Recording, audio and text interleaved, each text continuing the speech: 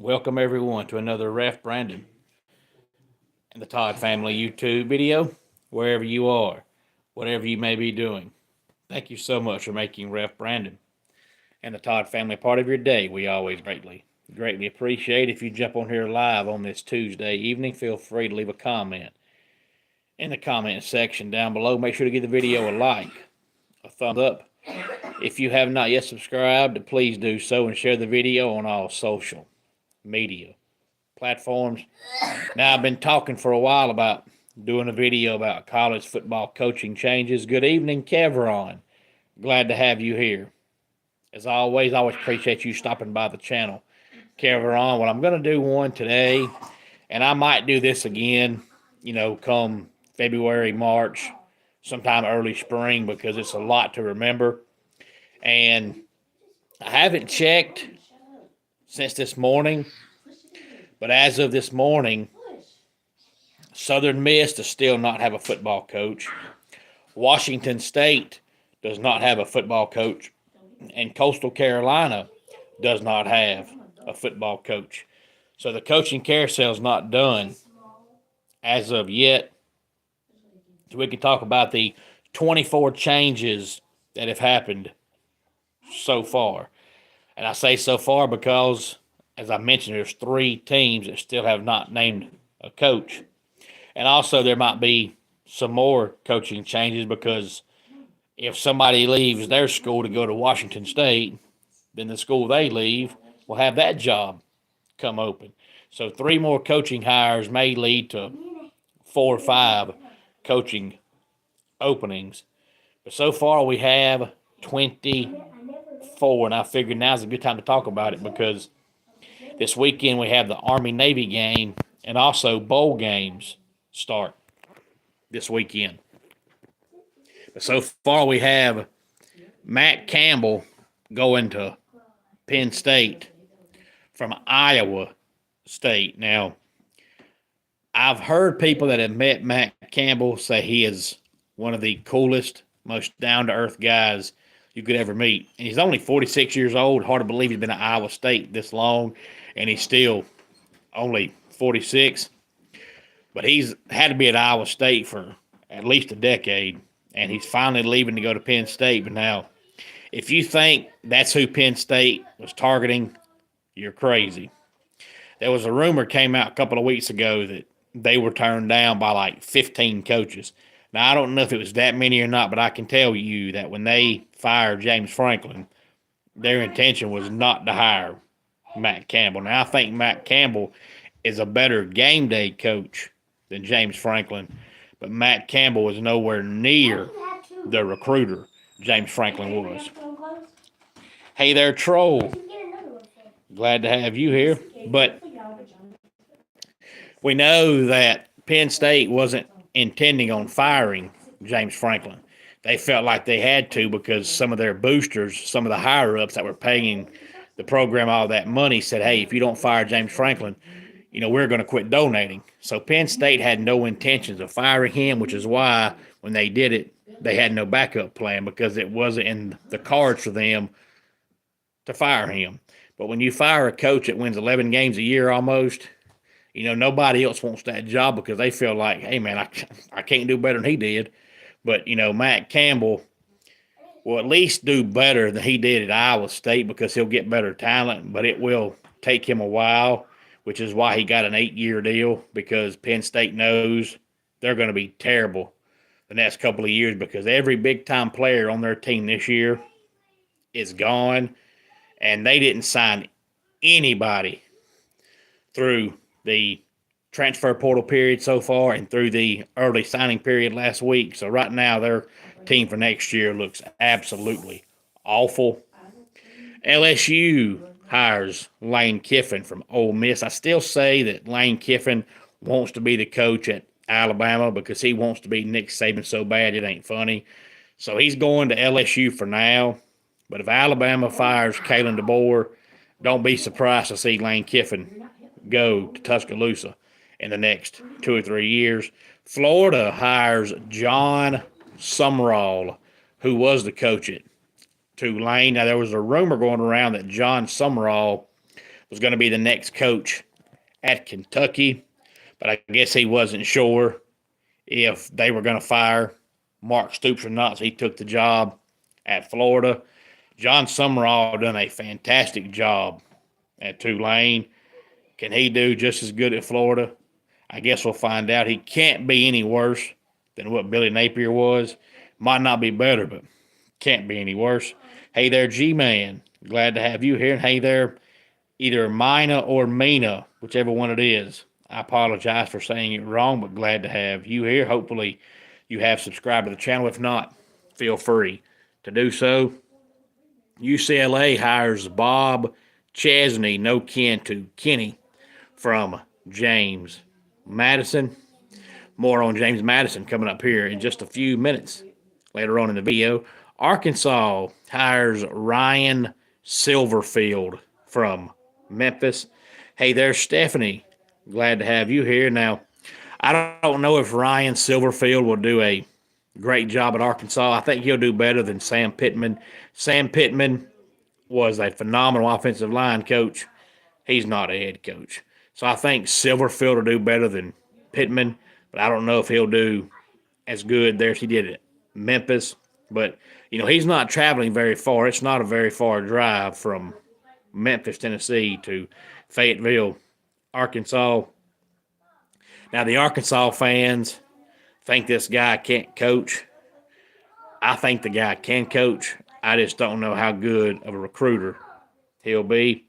Auburn, I think, did the best job in the whole entire coaching hire wheel, so to speak, by getting Alex Golish from South Florida. I think he's going to do phenomenal things at Auburn. Kentucky hires Oregon offensive coordinator Will Stein.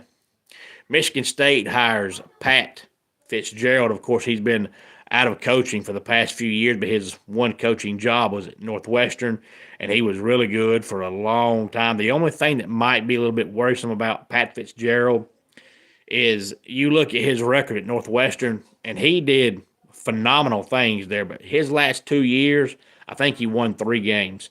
So it kind of makes you wonder, how did you do so good for so long, and then all of a sudden you just fell apart? But outside of that, he did phenomenal things at Northwestern. And then when Iowa State loses Matt Campbell, it took them about 20 seconds to name Jimmy Rogers their new head coach. Jimmy Rogers comes from Washington State, which is why they currently do not have a head coach. They've been going through a wheel here lately of head coaches because they hired, I forget what his name was, it took Mike Leach's spot. He lasted, I think, 2 years. Then they hired Dickert, and Dickert lasted no time and left to go to Wake Forest, and Rogers lasts no time and leaves to go to Iowa State. So Washington State must be doing something right because Mike Leach got another job, Jake Dickert got another job, and Jimmy Rogers got another job. And if your program ain't winning, teams aren't going to come after your head coach. So doing something right in Pullman, Washington. Virginia Tech hires James Franklin, home run hire. The man's from that area. He knows that area. He'll have no problem recruiting there. Don't be surprised to see them ranked in the top 25 by mid-October next year. The one that surprises me the most is Ole Miss. They hired Pete Golding. Now, I understand, naming him your interim coach because, you're a playoff team. You can't go to the playoffs with no head coach. So I understand if you name Pete Golding your interim coach. But he was your defensive coordinator, and you had one of the worst defenses in all of Power 4 football, and you just automatically name him your head coach. I would have named the guy the interim coach to see what he did in the playoffs and then considered it, not just automatically said, hey, you're the head coach. Because now, if you go out in your playoff game and you get beat 65-0, you look like a fool if you turn around and fire the guy, but you just name the guy your permanent head coach. That I didn't understand. Kent State hires Mark Carney. Now, Mark Carney has been the interim coach since about mid-October. They just named him the full-time coach. Stanford hires Tavita Pritchard. And Stephanie, I think it's the first time I've seen your name here in the comment section. If it is your first time being here for whatever reason, made you stop by the channel tonight, thank you very much. Feel free to give the video a like, a thumbs up, and subscribe to the channel. Oklahoma State, I've already mentioned, hires Eric Morris from North Texas. Hey there, Gold Silver. I'm glad to have you here. Eric Morris might not do great things there, but I guarantee you he'll do better there than he did at North Texas, and he'll do better there than Mike Gundy did the last 2 years. Gundy had success there, but the last 2 years, Oklahoma State was awful. Oregon State hires Jamarcus Shepard. Colorado State hires Jim Mora Jr. No surprise, all the success he had at UConn. And Colorado State, they're not much better than UConn, so there won't be any pressure on Jim Mora Jr. At Colorado State. He can go there and go 7-5, and they'll be happy. North Texas hires Neil Brown, who, of course, used to coach at Troy, had success at Troy, left to go to West Virginia. That didn't work, and now he's back at a smaller program at North Texas.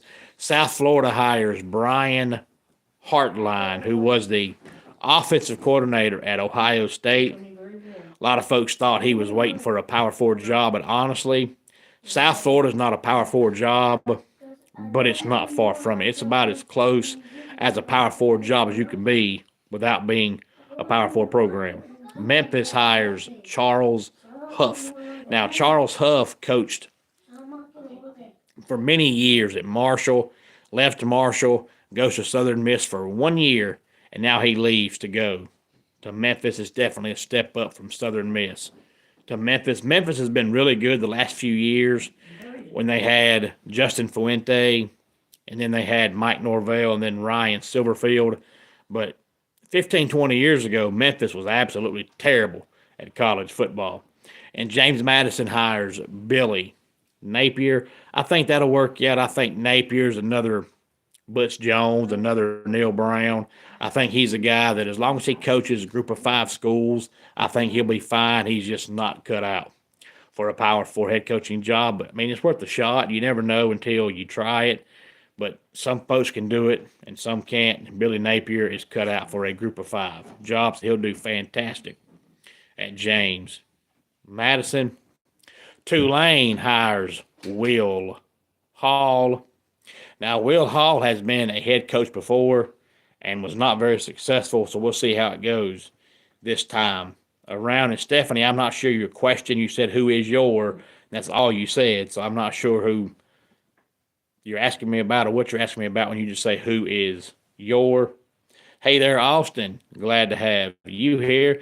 UConn hires Jason Candle. Now, Jason Candle has been a head coach at Toledo for many, many, many, many years, and he finally leaves to go to UConn. Small step up. Still not a Power 4 job, but it is a little bit bigger than Toledo.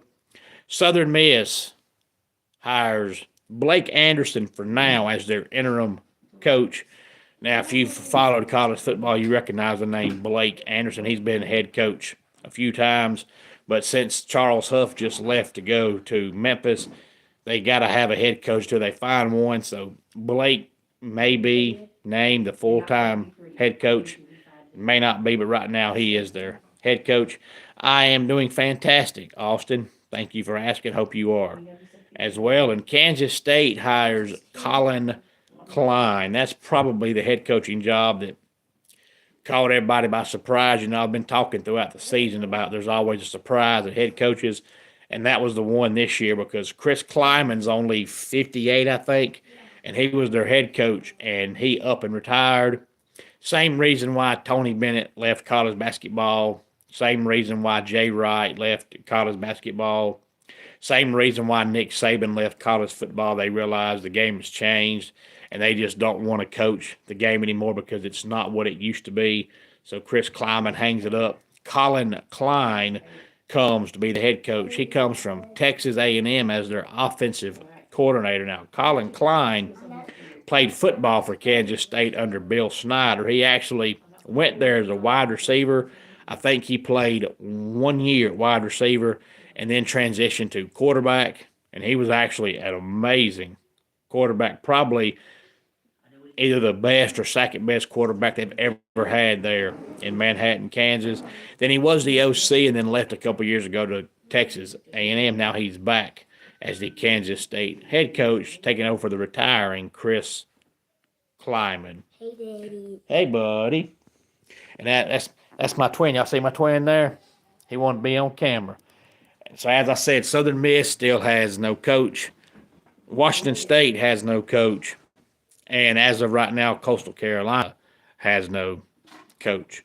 Any thoughts on any of this? Please feel free to let me know. Let's go ahead and get our dad joke of the day in here.